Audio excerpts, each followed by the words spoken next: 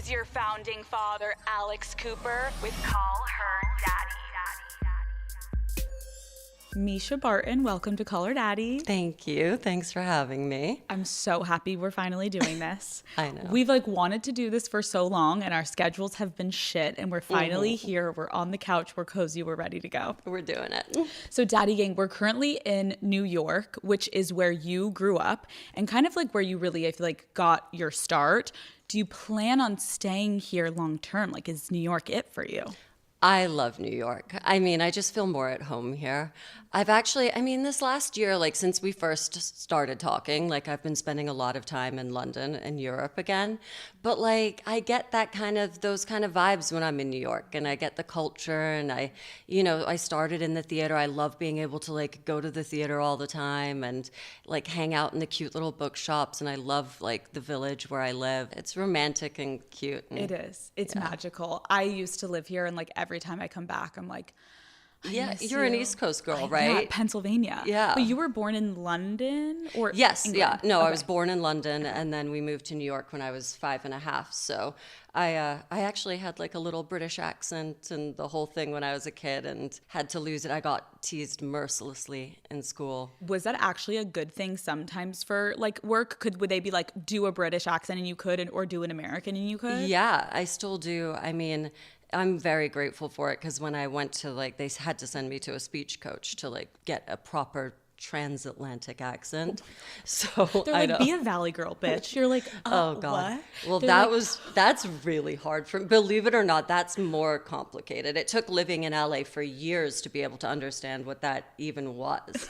Because I only moved to LA for the OC. So they would always be can you sound more you're from the Valley or more Orange County? And I was I don't actually I've never been to Orange County. I don't actually know what that is. You know what's weird though, listening to you talk, you're so right. You have this eloquent, tiny twang underneath, and it is clearly from that English background. So you got a great voice.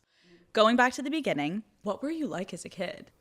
I'm pretty serious and very shy at first. So I was painfully shy and kind of awkward, I guess. Not very but very serious. When we think of actors and actresses, I feel people that can't relate are always oh my gosh, they're the most outgoing and then I feel every time I speak to an actor, they're no, I'm insecure. I was trying to find my voice, so acting helped. How did you then find yourself putting yourself in these situations? I got into it by I didn't want to do any of the outdoor activities at camp, but so I wrote this monologue, and then that was what you all had to perform something or show what you'd been doing all summer at camp.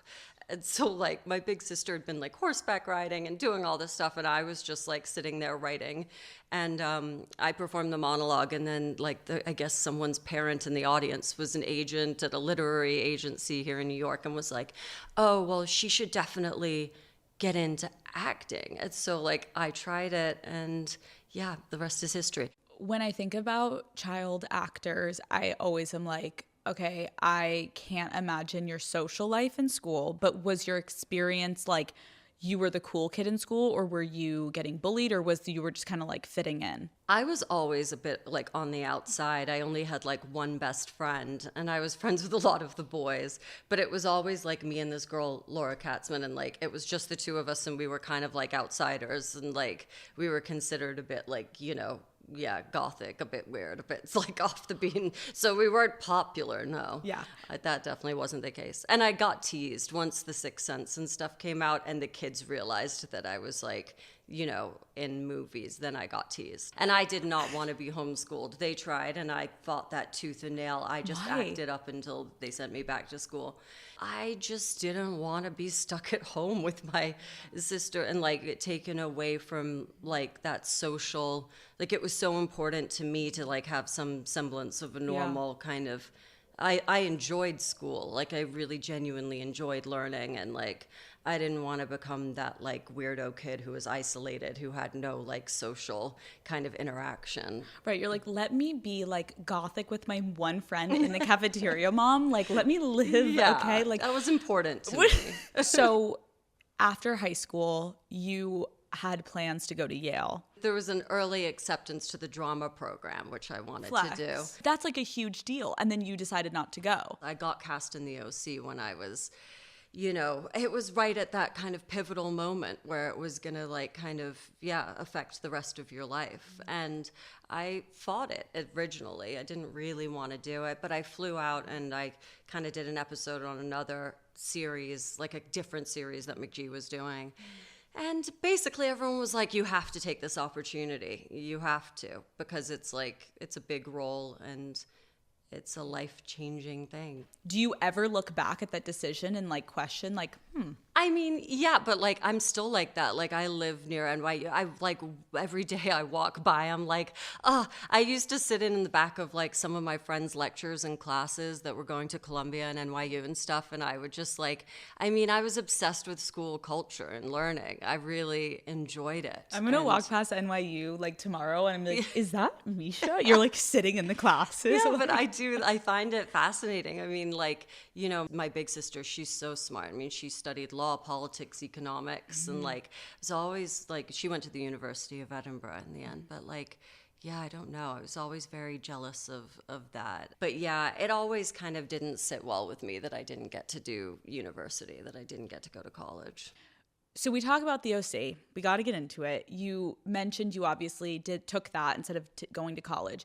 Obviously, the OC was this phenomenon that I don't know if anyone expected it, but like it is still iconic to this day. People still talk about it. COVID, everyone's rewatching it. Like new people are finding the show. I'm curious, like, did you have any idea that it was going to be as big as it was? Not really, no. I think the first time that we realized was when we went to the first premiere episode of it, and like we literally thought that that whole crowd was there for something else, and we were like, I remember we were all riding in the same van together, and like we looked over and we were like, what's that? And they were like, no, that's like the premiere for your show, that's where you're going. You were obviously the youngest of everyone basically on that cast. You were 17 at the time and everyone was in their 20s, 30s, 40s.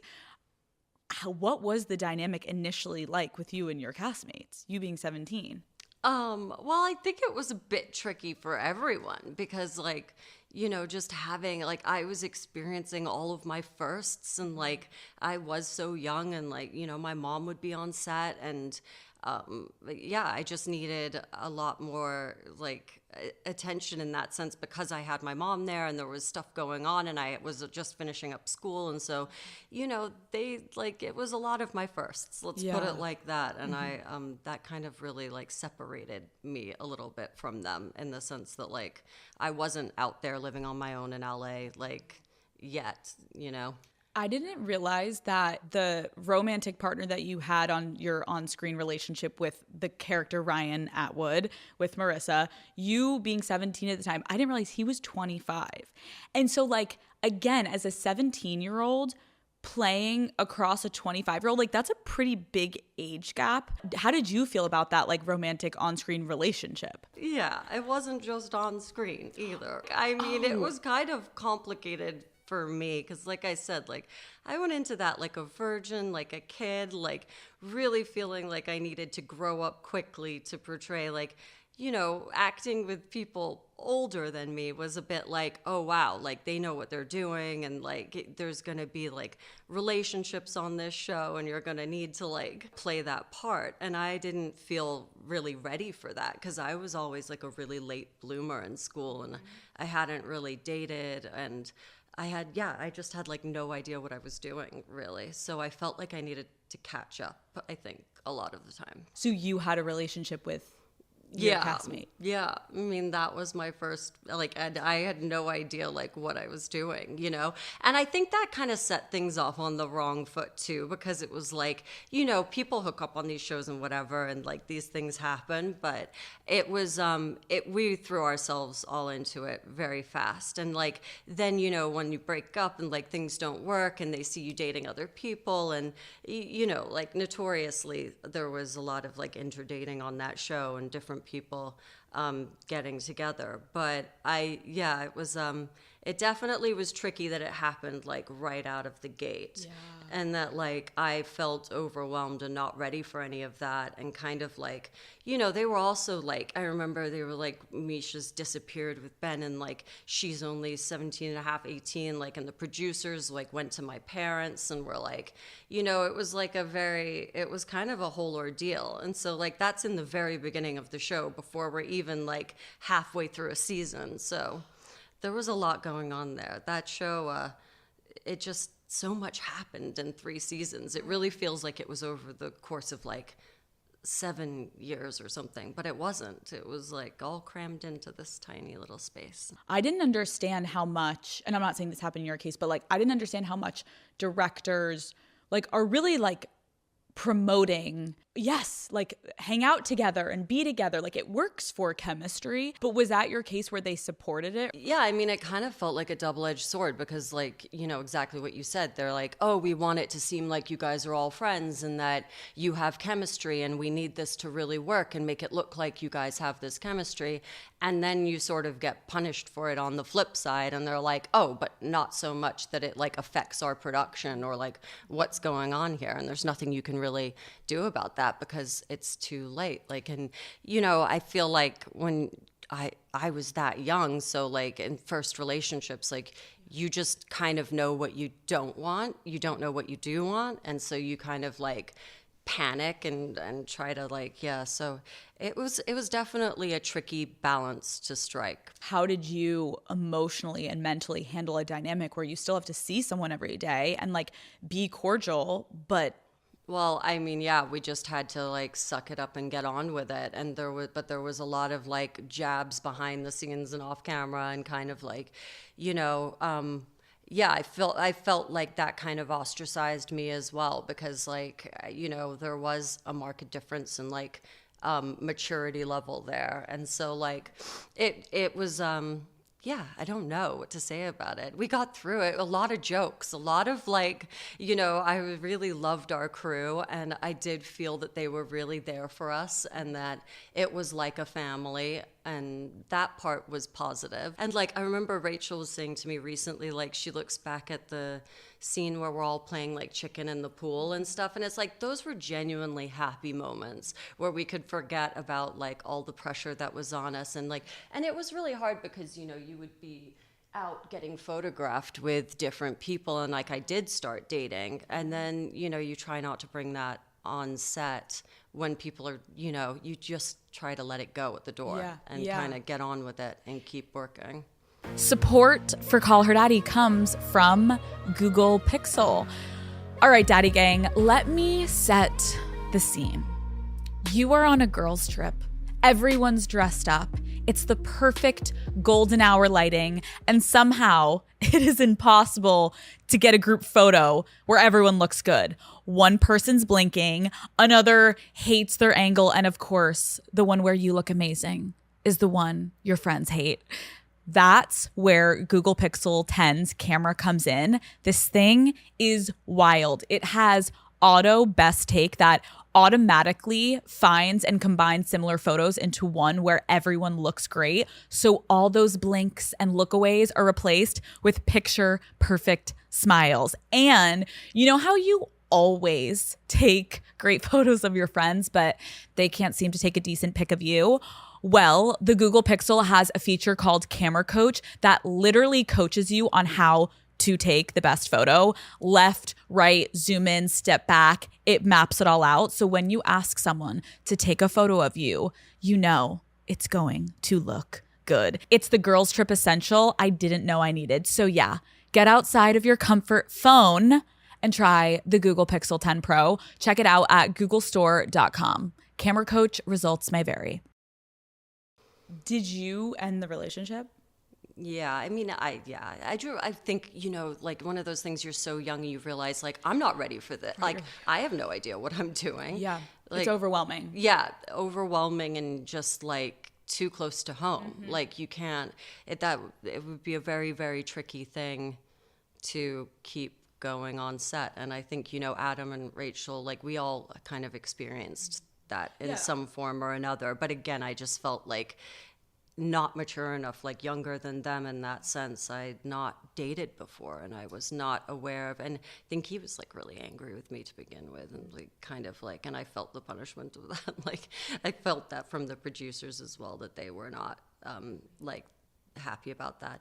But like that's where like there was such great chemistry between the characters, and I think like people did fall in love with them because there was like genuine friendship and love there on some level, you know? Such a good point. Like I remember when I had Rachel on my show and we talked about her and Adam, and like the chemistry between the cast, the core four, it was like overwhelming for people, and we romanticized it so much. And I could imagine, you're right, like ending relationships like Adam and Rachel at one point, like it was so heightened. But that sexual tension was there. Remains. And it really, like, it reads, like, even when you're looking at the scenes on, like, the Ferris wheel and stuff, and, like, you know, I think we, like, kind of hated each other at that point. But, like, there was still this, like, intense kind of, like, tension there. And so it really worked for the show. Can I ask if you lost your virginity when you were filming the OC? Is that kind of what Yeah. Like, that's what I'm saying. Like, I was just such a, like, I had no idea about relationships at all or sex. And so, like, it was kind of just like a whole learning curve for me. You had mentioned there was bullying on set in like an interview.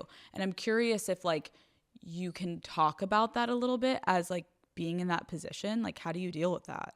There was just kind of like back talk between people, and like there was, I think I heard you say this in one of your interviews, it's typical that in these sets where like not everybody is going to get along, and even with like the secondary characters and like guest stars and people who came in, you know, there are going to be clashes, there are going to people who are going to create rumors and make stuff up and like and I think I was just very sensitive to that because I was so young, and like finding out that like maybe people were talking about you behind your back I was particularly like sensitive to that. It felt like high school, but in the real world, and very elevated and very magnified. Totally. Yeah. Marissa, the character you played, was like the it girl. Like she's partying, she can get all the boys, she's got like the family drama, she's getting into trouble. I'm curious, like, did you relate to anything that she was going through? I found those places in her, I guess. I mean, like, I started to more and more. I think that's why they wrote so much drama for her in there, like the relationship with her parents and stuff, because that was the stuff that I felt that, you know, emotional turmoil and angst in my life going on outside of the show. And so it was easier for me to play into that. And so I did you can't help but start to relate to your character when you're playing somebody day in and day out. There is this bizarre kind of like emergence of the two, and even like my social life outside of the show took on a very weird turn with me dating like, you know, like a typical like rich LA kid, and like some of that kind of like, and because of the fame and the paparazzi and stuff, it kind of like all took on a weird turmoil around. So the character ended up like, that's what we played up in her as well, because I really was going through a lot of growing pains and kind of coming into my own. And so the things I related to most was like her inner turmoil. You leave at the end of season 3. It still to this day is like one of, I feel like, the most heartbreaking moments on TV. Your character dies. How did you decide? Spoiler alert. Right. Oh, yeah. By the way, if you're watching on TikTok, turn this off. I'm like, so Marissa dies. Oh, yeah. How did you decide to leave the show? Was it your decision? That's complicated. You know, things had not been going. Like, they really needed, like, a huge cliffhanger. Something had to give. Something had to change. And I'm, like, to be really honest, like, you know, I think as Josh and Stephanie were writing it, they knew they needed something huge. And the obvious thing was like, how much more can we really do with Marissa? Like, really, what more can she do? She's like experienced like with drugs, her sexuality, with like, and they'd written so many things, and they were such quick succession of arcs like that. She was kind of like a character that was spiraling out of control. And at the same time in my life, like, you know, I was getting so much attention, and there were other things going on, like people trying to write other roles for me, and I would not be released from the show. I could not go do anything else. So like, you know, even like Stan Lee was writing like a comic book character for me. Like there was no way that they were going to let me out to go do anything outside of the show, because that's just how it is. You're like, and so I think it was the obvious choice. The friction just between my team at the time and them, and like how I did seem to be the most alienated one and a bit a fish out of water. Like, I think that was like, it was an obvious choice. And we like, I don't know. I mean, Josh and Stephanie have their own ideas of how they ended it, and they say that they regret like a lot of like how they did handle it. But I thought it made the most sense for her to go out with a bang. She wasn't really a character that I thought, you know, should just like fade off into oblivion or like, you know, ride off into the sunset. Like, she had to go somewhere, and I felt like that was the right thing for her. Do you remember the feeling of when the world saw that scene? Like, did you pay attention to how many people were so devastated? Were you overwhelmed? Yeah, it was crazy. I had people crying in airports to be like, people would come up to me on the street and be like, can I hug you? Like, I mean, people wanted to like physically touch me. They were just very like concerned about what had happened with the character. And because they're like, you're alive. it really like, upset people, and it especially upset young girls, and rightfully so. I mean, it should. Like, you know, she had taken it too far, and like, but all the best characters do. And like all the best characters kind of like, you know, have some huge tragedy. Hers is a bit final, but just a bit.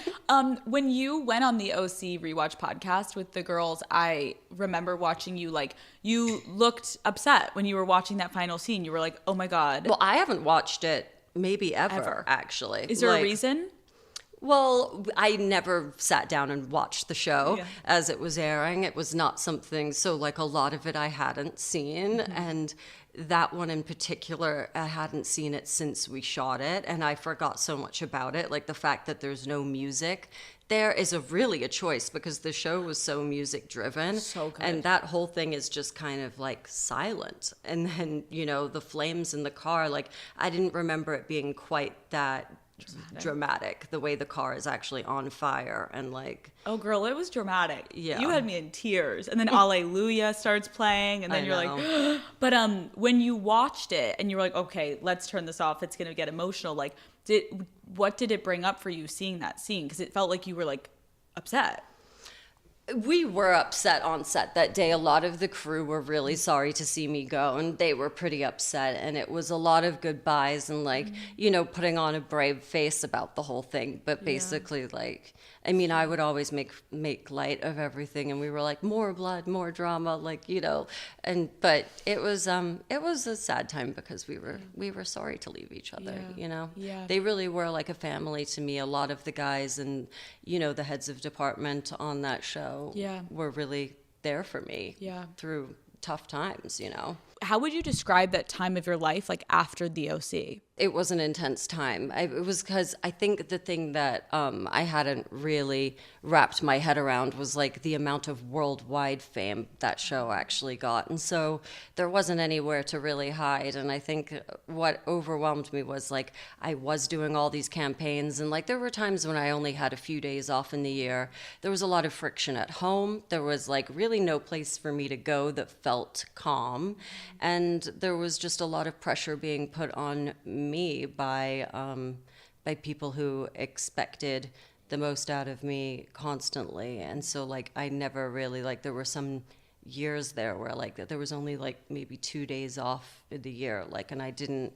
So and like what really got me would be going to somewhere like Australia or wherever you would think would be like the middle of nowhere, to like, and then still having, you know, pictures surface of you, and like it felt like I could never really get away from anything, and I had no privacy. The paparazzi were absolutely obsessed with you. It was like insane. Can you talk about some of like the like details of like the way that they would try to get to you to like really embody what you were going through? It was dangerous most of the time, and also just extremely invasive. I mean, the lengths that they would go to like tap phones and conversations and like find out where you were going and track your car and stuff. I mean, the lengths they went to were pretty absurd. I think I read somewhere you said something like they would like give homeless people phones. No, they really did. They would give people like in the Malibu, like Country Mart and stuff, and people on Rodeo, they would give like random people like phones, and they would say like, if you ever see a celebrity show up, I'm the first person you should call. Like, I'll give you $50, $100, whatever it is, if you tip me off that you see like Mischa or Nicole or any of these girls coming down here to like go shopping or go to lunch. That way they wouldn't have to like sit there all day and wait themselves in the car. Lazy fucks. Like, lazy piece of shit. Okay, you couldn't just wait there yourself. Yeah. I mean, that's just insane. And you're right, Yeah. like it was a different time. And I think maybe with social media now, like there's just more access, so it's less intense. You can't get away with the same level of invasion of privacy. And you're right, like it's better. I think people have lived and learned, like the nice thing about social media is like, and the way it is now, you can give access to what you want to give access to. And so if you share more, then there's less of this kind of insane wall to try to get behind. So they're not literally scaling the walls to celebrities' homes anymore, because you're in there like posting about your life and you're sharing more about your personal life. And so it doesn't have that kind of intense, the stakes aren't so high. You, I think, had said at one point someone on your team around you started to give you like prescription drugs. When did that start happening, and like how did that happen? It was happening even towards the end of the OC. Call Her Daddy is brought to you by Airbnb. So no one tells you as a kid that you need to literally cherish your family vacations. Back then, it's another trip, and you all pack into the car and you argue over the music and who gets to sit where, and you honestly yell about like, what did I forget to pack and what's going on? It's chaos. But now that we're all adults with jobs and partners and pets, and actually getting everyone together is just so much harder to pull off. And I miss the days when it was just second nature. So luckily, I have found that booking a stay on Airbnb is the literal perfect way to get everyone in one place so that we can all travel as a family again. We are actually planning a trip right now to a beautiful mountain house that we found for the holidays. We didn't know where we wanted to go at first, but as we were scrolling Airbnb's guest favorite section, we saw that this home had hosted a big family like ours before, and we were like, done, sold, let's book it. It has something for everyone. It is kitchen for my dad, who is basically planning to make all the dinners, an office where Matt and I can take calls because we're always working, and a big fireplace that has a wraparound couch that we can all hang out and play games at. So Daddy Gang, it also has dog beds for Henry and Bruce. Was that the main selling point? Maybe, I don't know. But if you just want to go somewhere, but you don't really know where yet, let Airbnb make the decision for you like we did. The guest favorites feature is a collection of the most loved homes on Airbnb. It can inspire where you go next, and it might even create a new tradition for you. So whatever's on your travel wish list, a big fridge, a backyard, hammock, or bathrooms for everyone, Airbnb probably has it. What are you waiting for? Daddy Gang, the end of the year is the perfect time to set up your big next move. Whether you're starting something new or you're building your brand, Shopify can be your chief of staff and your co-founder, helping you plan, launch, and grow so you head into 2026 ahead of the game. When I'm thinking of the year ahead, I know I want to take things up a notch when it comes to Unwell events. That's a main priority. And I had the best time meeting you guys last year all over the country. And I want to just keep making the parties bigger and better than ever before. So whether you're throwing events, starting a side hustle, or you're opening a storefront, Shopify takes all the guesswork out of running a business. Shopify Magic and the suite of AI tools are a total game changer. It's revolutionizing the way that you can build and manage a business. And if you are starting out solo, that is literally totally fine. Shopify basically becomes your back office so you can stay focused on what really matters. You'll have your own AI assistant helping with literally everything.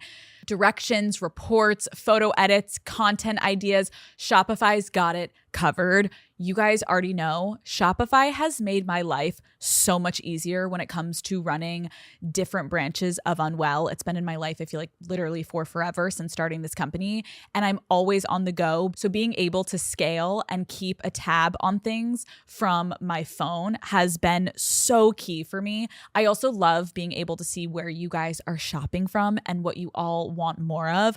So Daddy Gang, it's time to build your brand. Head to shopify.com/daddy to see how easy it is to start your business today.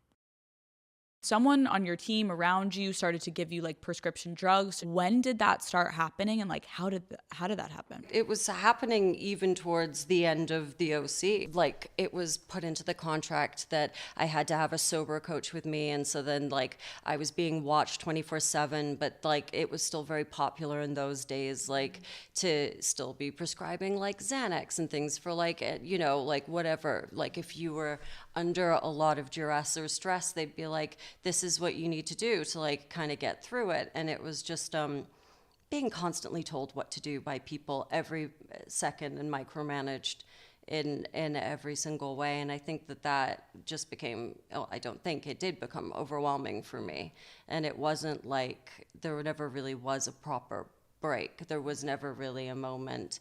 And like I remember coming back home, like they were very concerned. Like I walked into my house and there was like, you know, like 10 guys in suits all sitting around like talking to me. I was like, what is this? And they were like, well, you have to go do a project in like 2 weeks. Like, are you going to be ready? So it just kind of all started compounding. Like you're saying the men in suits were there to like, it was just people from like all over, like the agency, like producers, like people really wanted to know that I was going to be performing and doing like the schedule that they expected me to stick to. And like, I mean, I don't think that would even like, I don't think you could really do that with actors now. Like now, if you say to somebody like, I'm not doing well, or I'm like, there are like trigger words that you can like, where they're like, okay, well, we have to leave this person alone. Like she needs like a few days off, or she needs some time to herself. Like that wasn't the case then. And I've listened to other actors talk about that too, where they were kind of like, I mean, it's a big deal when you're helming a whole show and everybody's jobs are relying on you and situations like that. So that's an interesting point, like mental health wise, like no one was having conversations the way that they were now. So like, because all I'm thinking about is anyone like asking you like, Mischa, are you okay? Like, do you need a break? And instead everyone's like, how are we going to get you out the door the next day? Like, take this pill. Like, everybody's here. Like, you're making us all money, so let's go out the door. That's a lot of responsibility and a lot of weight to put on a young girl that's been doing this for so long. Like the beginning of this interview, I'm like, you're 10 when you get your first movie. Your mom, your relationship with your mother, at one point you did fire her as your manager. Like, what was the dynamic that led to that? And then how did you get back to a relationship? It just wasn't healthy. And I mean, it's still like, you know, in my life, I've really learned to prioritize like my chosen family and like the people who have really actually been there for me. I don't rely on like any one particular family member anymore. Like I've learned that for my own happiness and like those relationships, I think in life, to be honest, are the most toxic because you feel like you can say or do whatever you want to somebody because you're related. And I've found that those have been the hardest for me to really understand. So, I mean, I'm completely independent now and I do everything for me. And, you know, like it's led to my like sobriety and happiness. And like I've had to watch other people crumble and it's been hard to watch. But like, you know, I'm just grateful that I've been able to kind of find the people in my life who have been there for me consistently and consistently shown up for me. And so like that's led to where I am now, which is like healthy and sober and happy and like, you know, but unfortunately I've had to lose a lot of family members along the way. And so like, you know, there are people in this industry who understand that. There are a lot of people. It's unfortunate, but it's sometimes like the reality of the world is that.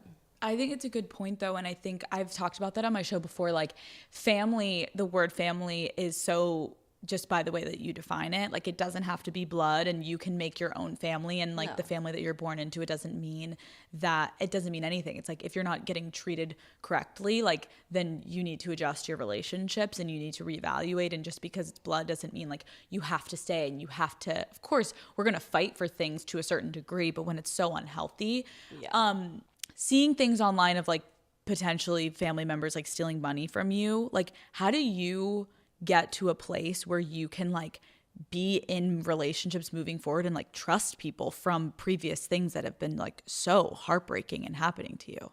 Yeah, there has been a lot of heartbreak. I think that like for me, the thing that's is like I have to like really concentrate on myself because it's sounds cliche, but like, you know, unless you love yourself and love you and like can spend the time with you, you're the person you have to answer to, you know, and like nobody else. And I've had other people I've been stolen from and lied to in so many different ways over the course of, you know, the last 10-15 years especially. And like it's only in the last like 2-3 years even maybe that I feel like I have really taken responsibility for it and for myself and like been like, you know what, the only thing that I can do is just be happy, healthy, and sober and working out. And like that's the only thing that's really gonna like make my life worth living. Because I had given up for a while there. Like I just felt so, I don't know, it makes me emotional because I felt really alone. Yeah, so, I mean, it really has been just like cutting people out of my life, truly. Thank you for sharing that because I can imagine it's so hard when I'm like, you're talking about your family and you're talking about literally getting stolen from. You're like, how do you, like, that's something that is like, you couldn't feel more, how could you feel not alone? Like the people that you usually would turn to be like, Yeah, I mean, I think that, you know, I have to believe that in life everybody does things thinking they're doing it for the right reason and maybe like with good intentions. But sometimes like there isn't always good intentions and sometimes you can't really explain why people do what they do. And it's a tricky one. And I think, you know, in family especially, it's a tricky one. And you can just like minimize your contact with those kinds of people and moving forward be careful about, because I can tend to be a very open and trusting and kind of naive person for a long time there. And I had it happen kind of repeatedly to me in both like relationships as well, people using me. And so I realized that I don't know. I mean, like maybe I wasn't the best judge of character for a while there, and to stop making excuses for other people, because I think for a long time I was making excuses because you don't want to believe that somebody would, like, you know. of course. I'm curious, Mischa, like when you were alone in those moments, like how did you keep going? Because I'm trying to put myself in your shoes of like knowing the closest people to you are kind of like just completely abandoning you. There's no trust. You're getting stolen from. Like, how did you keep even going? I mean, a lot of therapy and a lot of just like cutting people out and working on myself. And like strength comes at the darkest times, you know? I mean, I've found my strength. And when I was younger, like I thought I was gonna like be dead by 27. I was gonna be part of that 27 club. It was like live young and fast and die. Like, you know, I was like, I really didn't give a shit. I was reckless. I was over it. I didn't really, you know, want to be doing stuff for other people anymore. I didn't want to be like, you know, the person that everybody needed to be making the money and doing the this and the that. And then like, you know, I think when I got to my 30s and I was like, shit, I'm still here. I'm still going and I'm stronger than I was then, you know, and I've been through so much and these experiences haven't killed me and they've made me so much stronger. And I've been to court. I've fought for my rights. I've fought for my freedoms and I've you know, like when you get past that and out on the other side, then your whole perspective on life and everything changes, because you're like, I am strong.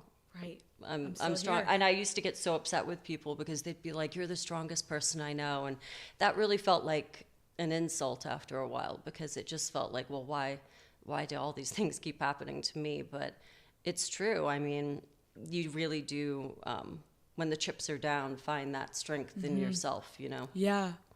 I mean, I'm so sorry, because I can't imagine like being at a place where you are almost like aware that the end could be near for yourself because of what's happening in your life. Well, I romanticized all of that kind of like rock and roll, just like, you know, I was just like, I had kind of made up my mind that it wasn't gonna like, yeah, that there was no real kind of longevity in it for me, that I just didn't want to, I didn't care to like keep going.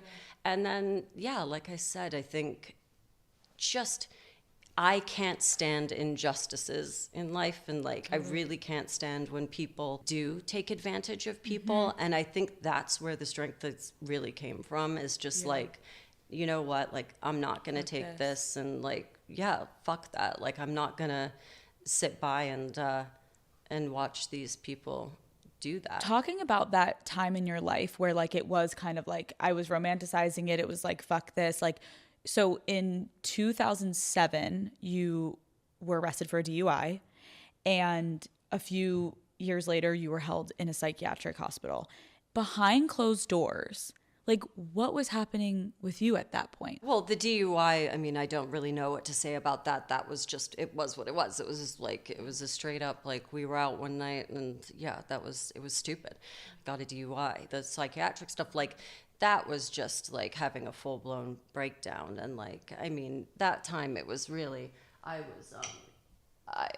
was drugged. Somebody had slipped me roofies, and it was GHB, and I'm lucky to be alive. Like, I mean, I just happened to be like, I overdosed. And so there was so many things that other people did to me that felt like so aggressively like wrong. And, you know, I don't think that I realized how dangerous that seedy side of LA can be. And like, I had been kind of really protected and sheltered for a long time. And when I kind of got out there in the like, you know, and I was like, I want to live my life. I want to be a normal person, whatever that means. And like, go to these parties, go do this stuff. And then it's like, you know, you end up in a situation like that.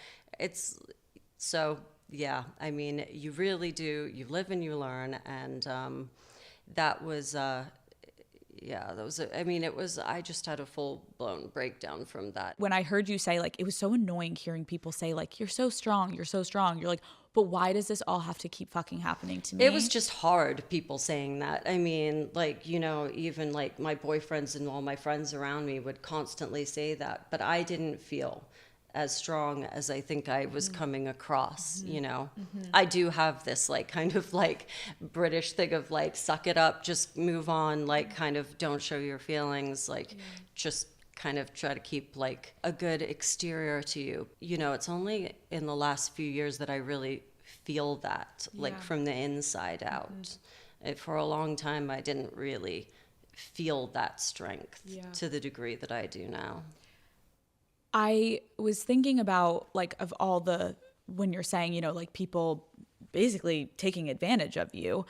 In 2017, one of your ex-boyfriends you found out had filmed you when you were having sex and was going and trying to shop the sex tape. Yeah. Can you take me back to the moment where you realized that even like existed and what you were going through? It was a disaster. It was an absolute fucking nightmare. But I mean, yeah, I don't like to go back there, but I will tell you, I mean, it was yeah, shady. Boys who live together in a house, probably red flag. Too many computers, red flag. Stop. I mean, like the whole thing was just like, in hindsight, red flags everywhere. But like, I mean, in the bathroom, in the living room, like the whole like just constant So yeah, it And was you had bad. no idea? No idea. Absolutely no idea. Somebody actually showed it to me, and I was like, one of his friends came to me and warned me, and I didn't think it was possible that some of that was real, and it was. I mean, and apparently he was even caught saying to somebody like he knew that Kim Kardashian and Paris Hilton and all these people had had sex tapes, and that like I was one of the only girls who wouldn't like. And I mean, if you know me, I'm very private and really prudish when it comes to like sexual relationships and what I share. And so that was just like, I mean, I thought my world was ending. It was literally like the worst thing that anybody could do to me. I mean, forget all the like other things that people have done to me. That for me was like, no, I cannot go on if this person manages to do this to me. And so like I was at a friend's house in the Hollywood Hills, I remember, and she woke me up and she was like, oh my God, there's a rumor going around that that there is like footage. And I was like, of what? Like, what can it possibly be?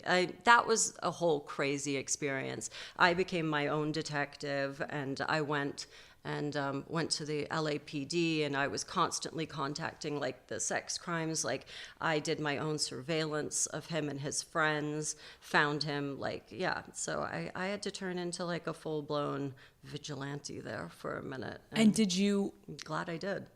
Absolutely. When you found also out, like, did you have a conversation with him? Did you not speak to him again? God, no, no.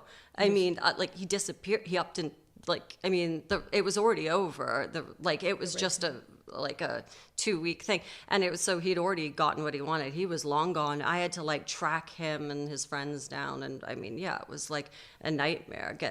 Going into court, getting all these restraining orders, constantly showing up for over a year, like a year and a half, over a long period of time. And if I hadn't had the support I'd had from lawyers and from other women who were more aware of it, and there was no real laws at the time. Like the LAPD were like, oh, we deal with stuff like, yeah, we know this stuff goes on. But I'll never forget walking into the police station and like giving them the address of the house where I thought most of it happened, and they brought it up and the cop turns the computer around and he goes, is that him? And he was actually there on Google Maps in front of the apartment building with his dog. And I was like, I mean, like, God, when I I wanna say throw the up. detective in me like came out, you have no idea. You're like, let's go get this motherfucker. You have no idea. Wait, so did you date this guy for 2 Yeah, weeks? it was just like a 2-week fling. Mischa. It's shocking what goes through people's minds, like where they see opportunity, isn't it? It's just so sick how it happens. Any woman listening, like if they are going through this, like it is not your fault. No. It is illegal and it's a crime. I'm curious, when of everything like that's just you've been through in your life, are you resentful at all? No. I mean, there are people that I look back on and I'm like, I've definitely can't stand them. I'm glad that they're not in my life anymore. And I blame them for some of the things that kind of went on around that time period. But no, I mean, I don't think you can be resentful in life. I think I still have, I like to think, like a great sense of humor about things, and I keep things very lighthearted, and I keep my chosen family very close, and the family that I do choose to speak to very close. And like, you can't be resentful in life. It's all over if you're going to get like that. You may as well be dead. Like, what's the point? Right. You can't sit around and hate people for the things that happen. You have to learn and grow and mature from those situations and like evolve, I mean, totally. Life is one big like learning curve and story. And so like, you just, all you can do is like learn and grow. And I'm actually very grateful for that, in the bigger picture. Like, it's definitely made me who I am today. If you could say something to yourself when you were at that point where you had the mentality of like, fuck it, I'll be in the 27 club, like, what do you wish you could say to Mischa now? You're going to be here 10 years later sitting on a couch talking to Alex Cooper about it. So get your shit together now. Bitch, you're gonna be alive and thriving and happy and healthy, and it's all gonna come together. Because you don't see it at the time when you're in it. You just feel so overwhelmed, you know. And depression is real, and it takes like a while for like the serotonin and the like happiness to like level out, and for you to come back from these situations. And it's not like an overnight like, but then like strangely one day it will be kind of like a switch gets flicked. Isn't and that you so feel weird? It is weird. It's like you look back when you're talking about it. Like I have moments in my life too where I was like going through something or whatever, and then one day you're just like making coffee or and you're like, oh my God, it all. I'm not that person at all anymore. I don't know, because when I was in it, I didn't see like, I couldn't barely even see a pinpoint of a light at the end of the tunnel. Yep. And now here I am, and it's like, Thank I'm God. not even in the tunnel. You're not, bitch, the tunnel's nowhere to be found, okay? It's gone. It's so gone. It's gone. Are you dating? Are you in a relationship? Are you single? Call Her Daddy is brought to you by Old Navy. From everyday activewear to cozy sweaters, Old Navy's got presents at perfect prices for everyone on your list, including yourself, sweetheart, okay? I always say I am going to be that person who gets my holiday shopping done early. I make sometimes even a list, and I will open up a bunch of tabs, and I'm like, oh my God, I am literally ahead of the game. And then all of a sudden it's the week before Christmas, and I'm like, oh my God, I'm paying for overnight shipping, and I'm stressed out. But Daddy Gang, this year, we're both going to do it better, okay? This year, we're going to Old Navy.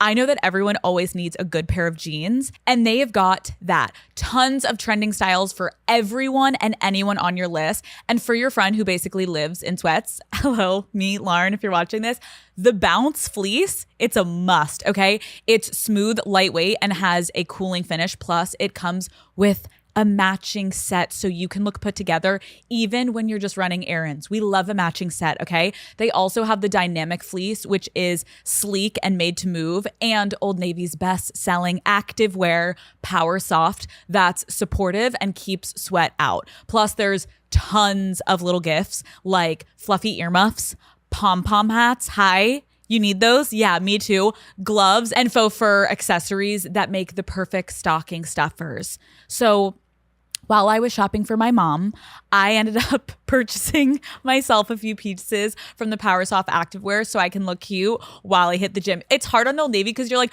oh my God, I'm shopping for my sister. Oh my God, I need that now. You can do both. We can do both, ladies. So whether you're shopping for your sister, your best friend, or secretly, again, yourself, Old Navy has it all for all of us. Shop in store or online at oldnavy.com. Are you looking for a new statement fragrance? Yves Saint Laurent's iconic Libre collection is everything you've been looking for to feel your most confident. You may see me in no makeup and sweats most days, but I never ever skip perfume, okay? It is always the last step before I walk out the door, and it stays in my bag no matter what I'm wearing, because if I smell good, I feel good. Daddy Gang, I do not gatekeep here. When someone asks me what I'm wearing, I always tell them it's from Yves Saint Laurent's Libre collection, especially for all of my vanilla girlies. YSL's new limited edition Libre Vanille Couture is on another level. It is warm, bold, has a little bit of sweet with rich vanilla caviar, rum liqueur, absolute lavender, and orange blossom. Of course, the original Libre Eau de Parfum also never misses. It's made with lavender and orange blossom and gives that kind of warm floral vibe that works for every day. Personally, I have been rotating both. I love a little spritz of the Vanille Couture. A good scent changes everything. Shop now at Sephora.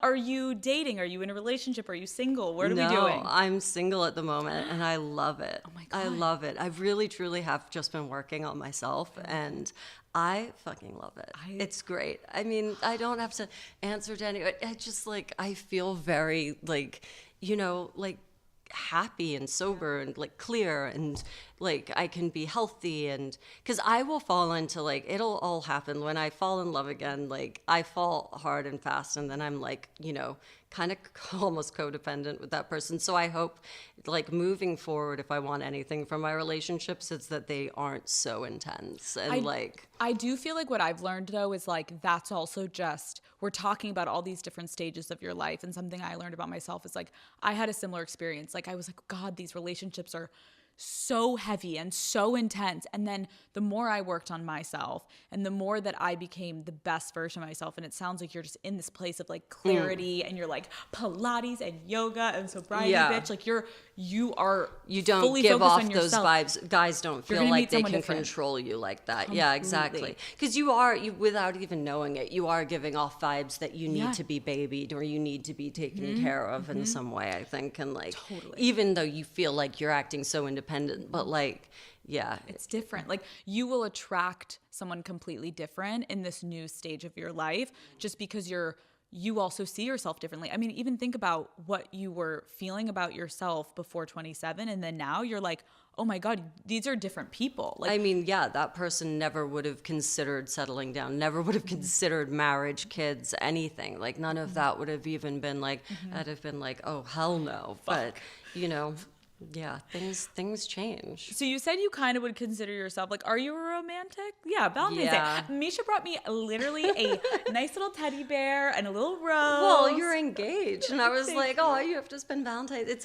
And I hate that word, Galentine's, but I was like, okay, so no, it's such an annoying word, isn't it? But anyway, I was like, if we're doing Valentine's Day, you need a teddy bear and a. Let me be so clear.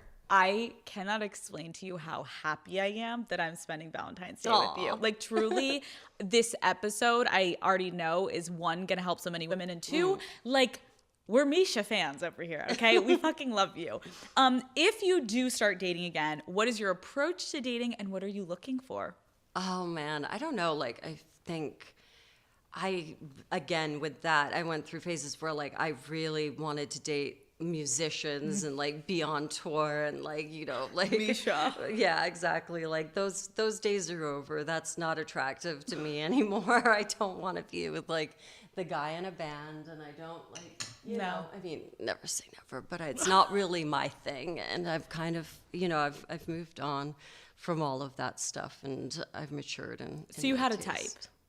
I mean, I did date a lot of like kind of band guys. I don't think I have a type per se, but what was it about the band guy that you were loving? Like, what was going on?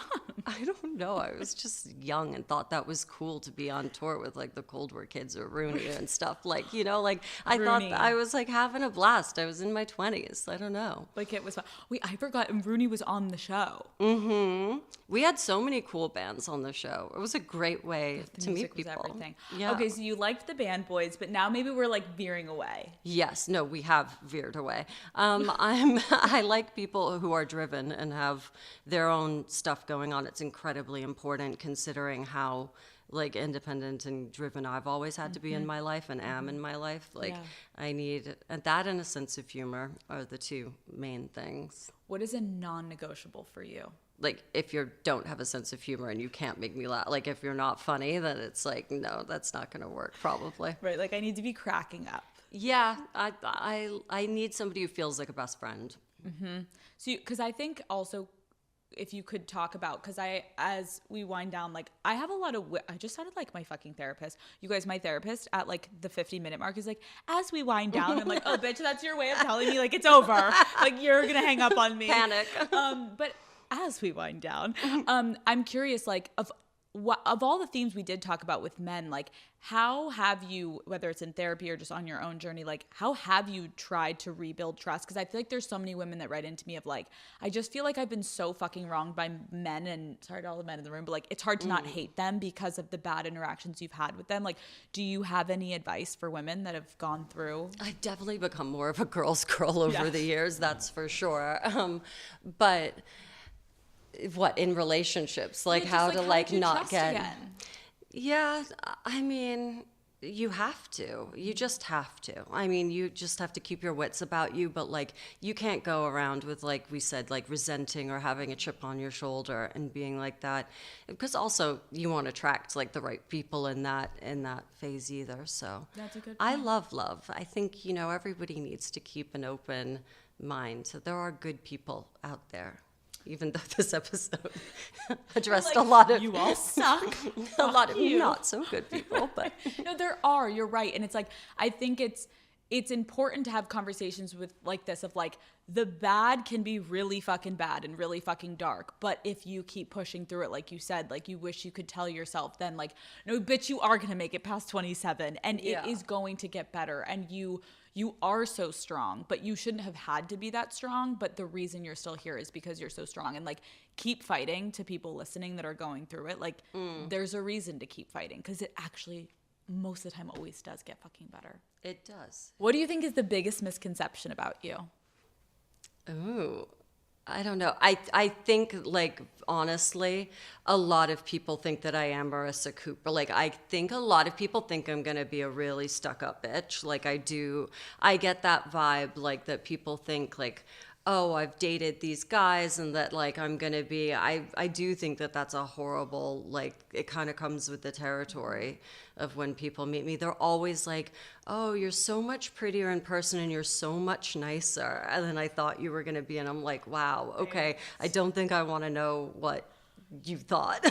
But, like, I think that seems to have been, like, the lasting stigma around things. I think it's the whole thing we were talking about of, like, like the storylines of Marissa and like Mischa at the time kind of crossing, and people just like equating the two with each other. I think that's been kind of a toxic kind of lasting, like, that some people have stuck in their heads. Yeah. Does that make you at all like resent the character? No, I still love Marissa as a character. I think she's a badass bitch, and I think like she was a great character. I just think, like, people are not the roles they play, and like actors are like, Yes. Give Actors a are not break. the roles they play. Period. God bless. Everyone online, you get that? TikTok? Okay. What do you hope people take away from this interview? Hopefully, like, for me, girl strength and power, because I think talking about these things and, like, if you can talk about your dark times and your depression or anything that you've been through, and like for me, like I said, I was walking around the city with my headphones and listening to your interviews, and I do find them really interesting, and I think it's important that you can listen to other women's perspectives and what they've been through. And if you're having a bad day, hopefully it's not as bad as Mischa's first day. You're like, bitch, hopefully this really brings me up. This will brighten you. But your you're day. right. It's like sometimes when you're really, everyone goes through it where you're feeling so alone. And there is something really nice when, especially people you look up to that you know online are like, oh, I have been through it. It can give that person sitting in their room, whether it's a good or bad day, to be like, damn, I'm so not alone it's all the same themes. We all have ties to each other. It's just we experience it or feel it differently. But no, I really appreciate you opening up today, because I know you don't do a lot of this kind of stuff. No. But I think in the right environment, like it was such a powerful... I wanted to talk to you because I think you're cool. I get good vibes from you. And when I first spoke to you, I was like, out of everybody that I could talk to, like, yeah, it's true. I turned down all the podcasts and stuff, but it's been fun talking to you. Thank you. I really appreciate that. Last question. Yes. What can fans expect from you next? What are you up to in your life? Just like give us the tea. Ooh, what's fun is, well, I was working quite a bit last year, which was fun, and so I was traveling a lot, and then so I was working in Australia, and now I think I'm going to be doing a rom-com later this year in Australia, which is a really new territory for me. So she's a really fun character. Yeah, I know. It's not the kind of role, but she's got this kind of like a great sense of humor to her, the character and stuff. And I just think it's such a beautiful backdrop to film in. And I feel this character. So I'm freaking out. That and I did a little movie in Ireland last year, which was really fun for me because I got to be back near my Irish roots. So fun. Yeah, just You in a rom-com? I know. Mischa, I'm like, It would be I'm already retarded. gagged. I love this one because it's like a modern day, like real take on, she's got a great sense of humor and she's really grounded, and like the supporting, like he's got a brother in it and she's got her sister. So those dynamics also come into play a lot. So I think it's a great script, and yeah. Let me just say this. The Daddy Gang, my fans, and I will be sat, ready to watch with our popcorn, ready to support our They're girl. coming back too. Like, I mean, Yes, yeah, it's a fun genre. We don't always want to be in like, running scared and doing True. these dramatic roles. Like, Right, in like our emo days, like sometimes we want to like little laugh with our popcorn. Mischa, I cannot thank you enough for coming on, for trusting me with this conversation, and like truly it has been such a pleasure to get to know you more. And I feel like, I mean, I know there's so much more to you, but I appreciate you sitting down with me because this was really one of my faves. So thank you. And thank you for coming and taking time out of your busy life. no, thanks. I'm glad we got to meet up here in New York. Woo!